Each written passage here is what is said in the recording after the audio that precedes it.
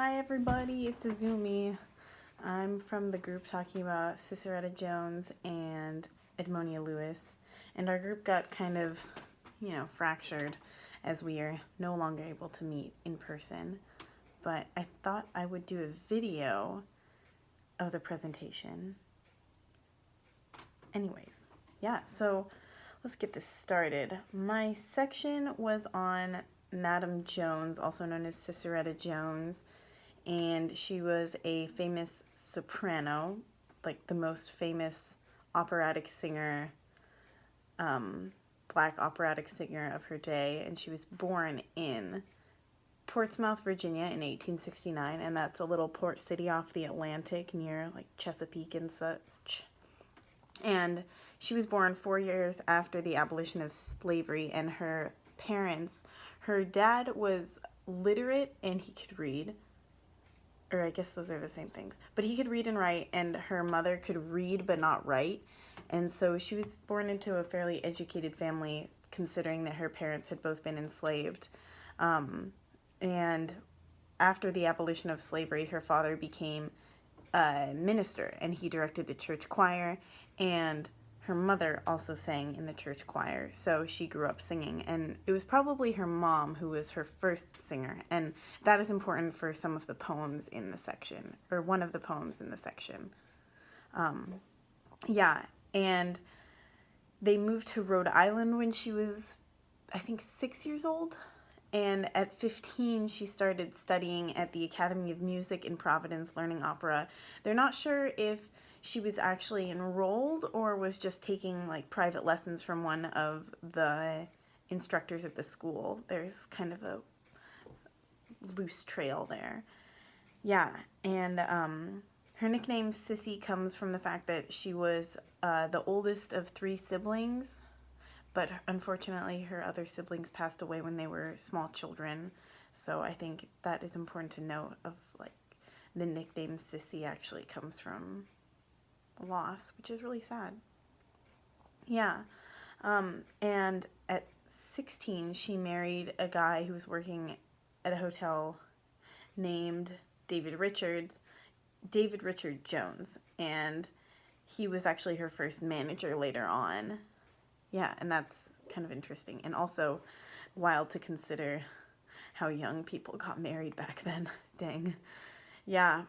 And 2 years later, she had a daughter named Mabel A., and there's actually suspicion, or like some paper trail here that says the A in Mabel A. could have stood for Adalina, which is where Sissieretta's, or Madame Jones's, imposed namesake of Black Patty comes from, is from Adalina Patti, a famous opera singer who is just a little bit before her time. They were performing in the same era, but Adalina's peak was definitely in the 1860s, 1870s, so I guess it makes sense that Sissieretta Jones, who was an operatic singer and taking vocal lessons like a trained vocalist, would name her daughter after a famous opera singer. That seems pretty wild, but likely, And then what's really sad is that her daughter Mabel died at 2 years old, but that also may have contributed to her actually being able to commit to opera. Like, she didn't have to be a mom. I'm sure that was very traumatic for her, but that was probably the catalyst for her to be able to really commit to vocal training. And the beginning of her career started with a series of concerts for this entertainment company. I think it's pronounced Bergen. It's Bergen Star Entertainment Company, and so they had a series of concerts. And her neighbor in Providence, Flora Batson Bergen, who was also a famous black soprano singer, Flora's husband was white, and he owned the Bergen Star Entertainment Company, and so Flora invited Sissieretta to join those concert series. And from there, her career kind of skyrocketed. And she was playing like international tours. She went down to the Caribbean. She went to Europe, all over the place. She played for royal families, the White House, Madison Square Garden, and she was the first black woman to perform at Carnegie Hall. So that's a lot of things, but she never performed at like a famous operatic theater. So that kind of shows the I guess racial limitations of the day on opera, and even within dominant culture that still exists today for opera, I'm sure. And well, then I guess we should talk about how, as her stage name grew, so it changed also. So she went from performing as Matilda Jones to starting to perform as M. Sissieretta, or I think M. Sissieretta Jones. And then she was given, as her name grew beyond kind of black audiences from like Jamaica, where she was performing, to like being around more white audiences and larger white audiences, she was given the label Black Patty. And that's interesting to note. When the Bergen Star Entertainment Company, for most of her shows, she performed with minstrel shows. Like she would do the cakewalk at the end, and sometimes close out with Ave Maria to kind of highlight her classical operatic ability. Which is wild. She was always called Black Patty for the majority of her career, and she actually really hated that. And that shines through in a lot of the poems, which is obviously not Sissieretta Jones herself speaking, but with Tehimba Jess's incredible research path, you can definitely see that was the sentiment. Yeah, and a little more information about Adalina Patti is that she also lived on the East Coast. She was Italian and then moved as a child to New York City in the Bronx, and kind of wild that they were both in the same spheres at the same time, but it makes sense. I guess it's not that wild, but I think it's interesting how their proximity really affects how Sissieretta Jones was established in her career. Yeah, and I was doing some research and found that one of the articles about her that I found most useful was still eclipsed by Patty's name, and it was an article published 20 years ago in the Journal of American Musicology, and it calls her Black Patty rather than Madame Jones, which otherwise I found that most articles dating past 20 years ago, or more recently than 20 years ago, have referred to her correctly with her actual freaking name. Yeah, so that's kind of a long spiel of background history on her, but I really enjoyed finding out more about her actual life. And then let's move on to an understanding of her section within the entire collection of Olio. So the Burt Williams and George Walker group at the beginning, which they did a great job of kind of setting the stage for us. Well, that sounds weird now that we are talking about stages and performance, but they really did do some foundational work for us, talking about like representation and the conflict of representation in media for Black people, as it's owned by white money, right? And we're also talking about, during these social restructurings, like of Reconstruction, what spaces could Black people take up, and like, even though we think of them now in such a negative connotation for the image of Black people, that was actually a double consciousness of how do you simultaneously make a foothold for yourself and make money for your family, and know that there's like this intense foresight, as Evan was talking about, of what your name will be in history, if that makes sense. So similarly, we're talking about not Sissieretta Jones was in minstrelsy, but also performing very trained European traditions of opera. And same with Edmonia Lewis. Like, either you are becoming the white embodiment of blackness through minstrelsy, of what they expect black people to be, or it's the embodiment of a classical white trade that you could never step into, right? Like, Sissieretta Jones and Edmonia Lewis have been effaced from history, and that's really important to note.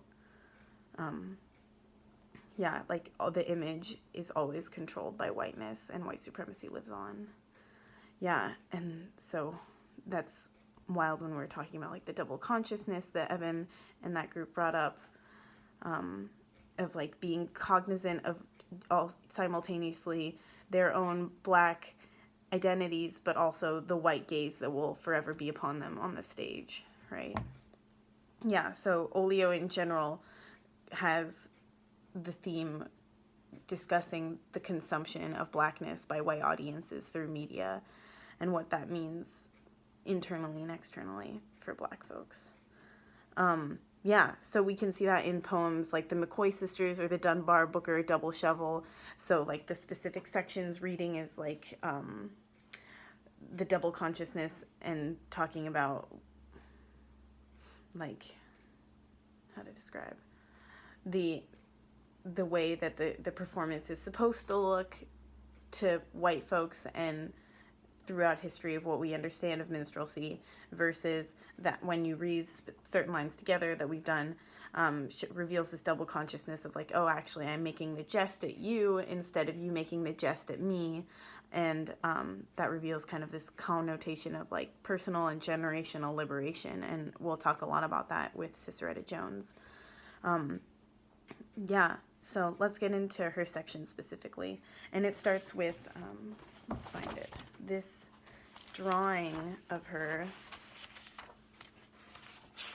this line work of her in front of a sea of people, the audience, right? And you can see some, like, larger than life hands coming out, reaching, and it looks like everyone's riding on these little waves.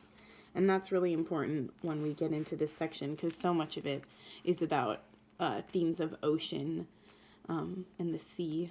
Yeah, and this is Sissieretta Jones, Madame Jones, up on the stage, reaching up towards this small pinhole of light. So that's what starts off the whole section.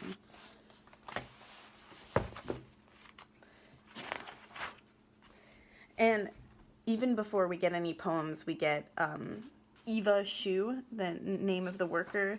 I think this is fictional. The Works Progress Administration field interview. It's of this contortionist named Eva Shu who works with Sissieretta Jones. She says that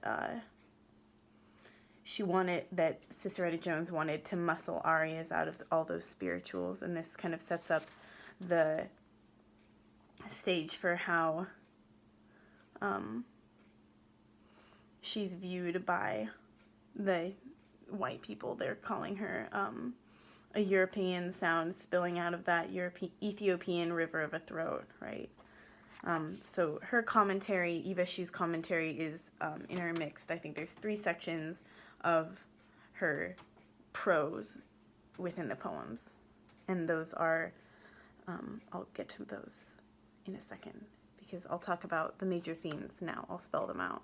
So the major themes I got out of this work was the ocean as voice. And we'll talk about that now. We'll talk about first in the My Name is Sissieretta Jones poem. Here it says that she would stand on the docks of Providence, and she would just be a bundle of lungs and tremble, lifting wave after wave into wave after wave of Atlantic.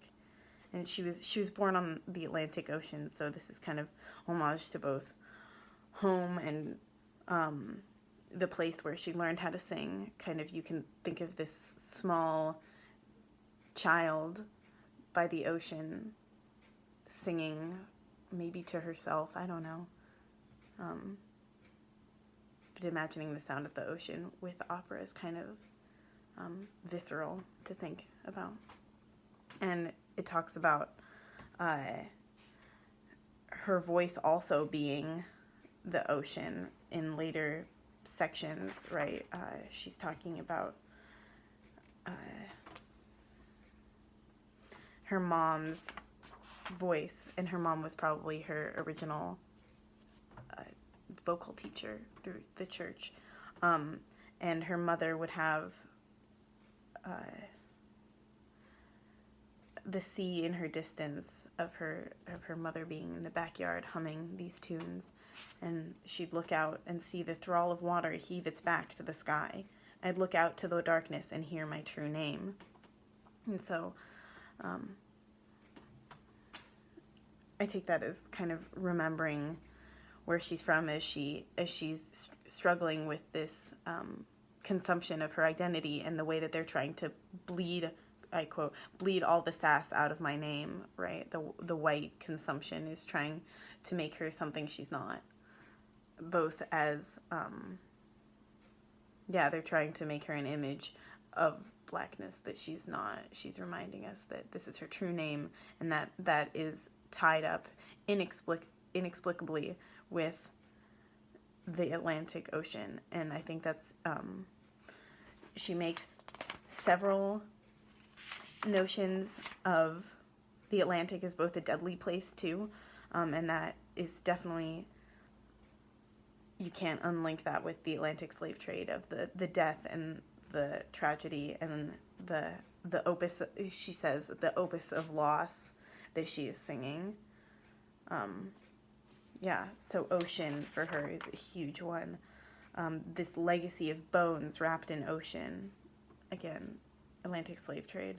But she's also talking about lowering Ada, the person, Adalina Patti, who she is forever eclipsed by. She's talking about lowering Ada into the pit of the ocean, cloaked in breath's ocean. So it is violence, it is power, and again, it is this force within her too, because Eva Shu, the contortionist, again talks about her as a tide. Seemed like her voice had a tide in it that tied all time together. And thinking about her voice being given to her by this ocean, this legacy of violence and loss, but simultaneously being the thing that she is using as power. And that's kind of a strange and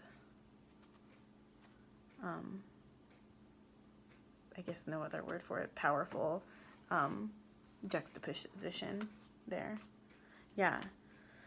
So that's my understanding of ocean as voice, and I'll post a little write-up that I did that has some direct quotes to the poems in it. Sorry, I have a typo here. And then another theme that we talk about is loss of self. Again, just because she was given the stage name of Black Patti, like she was never able to claim her own title. She was always worried about where the what Eva Shu says is, you got to remember where the line is between you and that other song, or you're going to get your voice all grunted up and confused. So this loss of self of like, if you're wrestling too long with someone else's song, which is what Sissieretta Jones was doing. She was doing other people's songs. She was doing the song of minstrelsy that white entertainers like the Bergen Star Company wanted her to do, but simultaneously she's wrestling with Ave Maria and other famous songs like this song. What is the name? Here, let's get there. It's the Swanee is a song that George Gershwin, he's a famous white composer in New York, the big band. New York was the central place of like major labels at that time. And so this is like the pinnacle of whiteness. and she's talking about this loss of self, but simultaneously there's like a strong footing here because she's talking about this Tituba tributary of Swanee. So she's talking about simultaneously Tituba, the Black Witch of Salem, who was, well, there's a book that I read, a historical fiction book by, she's French, but she's a Black French writer, Maryse Condé, and the foreword is by Angela Davis, and it's about Tituba, the Black Witch of Salem, whose race and gender caused, like, she was burned alive at the stake during the Salem witch hunt. So thinking about that, of like, she's making this white song, this pinnacle of white song, a tributary to the most persecuted Black woman of the era, Tituba. So that's like so much complexity within that, of knowing where the mask is and where the mask is not, of how you can, of how she was trying to muscle arias out of those spirituals, or how she was trying to muscle spirituals out of all those arias. You can really flip-flop it either way. And I think the peak of that is when we have this Carnegie Hall poem, 1902. She was the first Black woman to play at Carnegie Hall. And so she's talking about all of these things that she would do to Ada, I think, at the beginning. She's talking about Ada lowered into the pit, cloaked in breath's ocean, a war inside her voice. Let my voice turn its scarred back on you again. I think in allusion to slavery and like scarred backs, right? Let my skin disappear to cover you whole. Let my molten song be your blessing of ash. And then,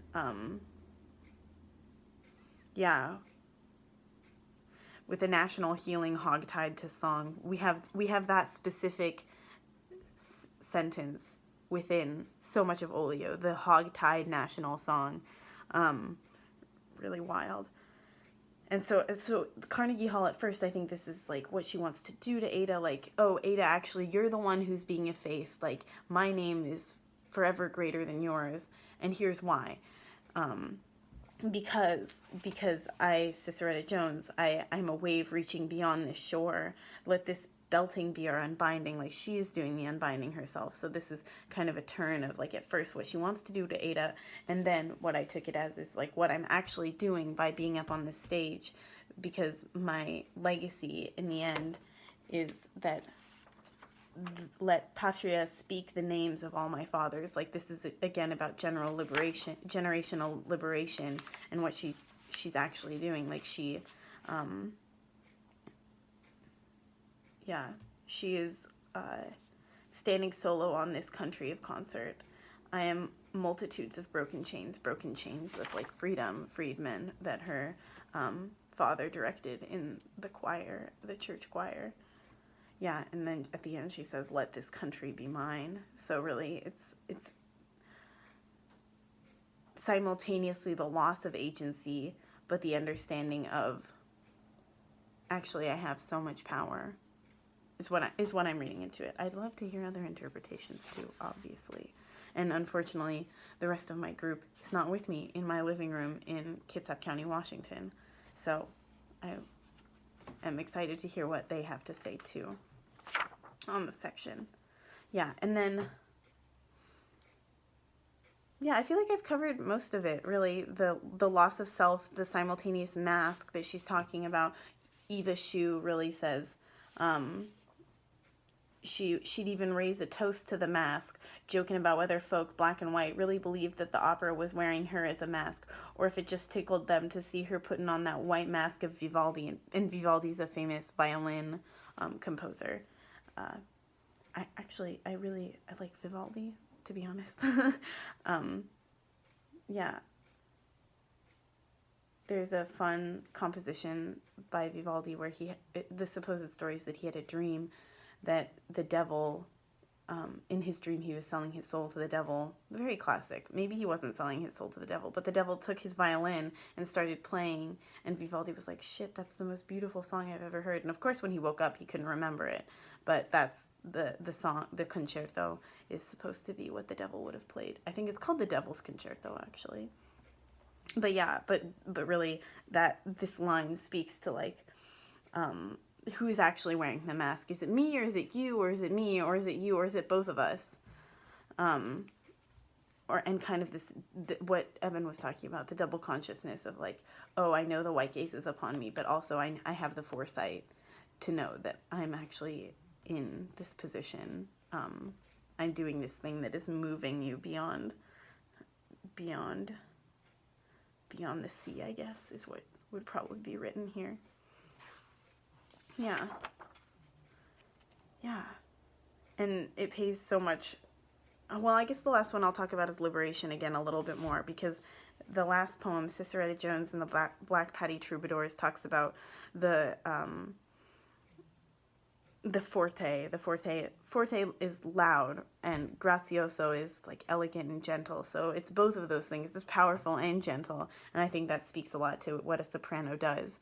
Is, like, this unbelievably pure and crisp sound, but also it takes so much work.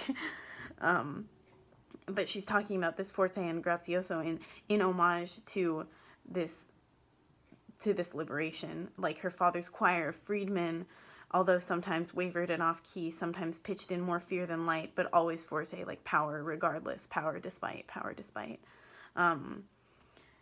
She's talking about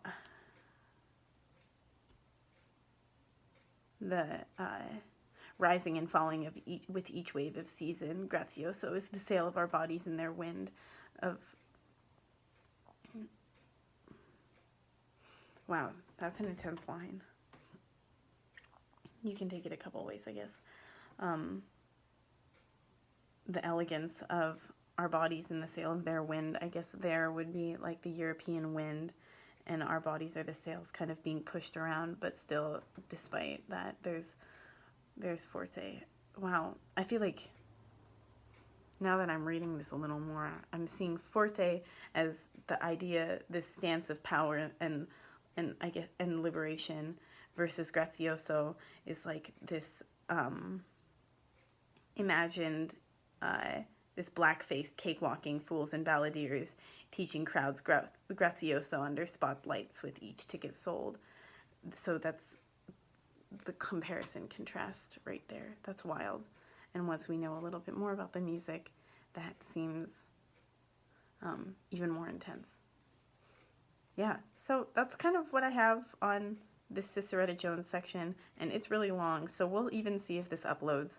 But thanks for listening, everybody.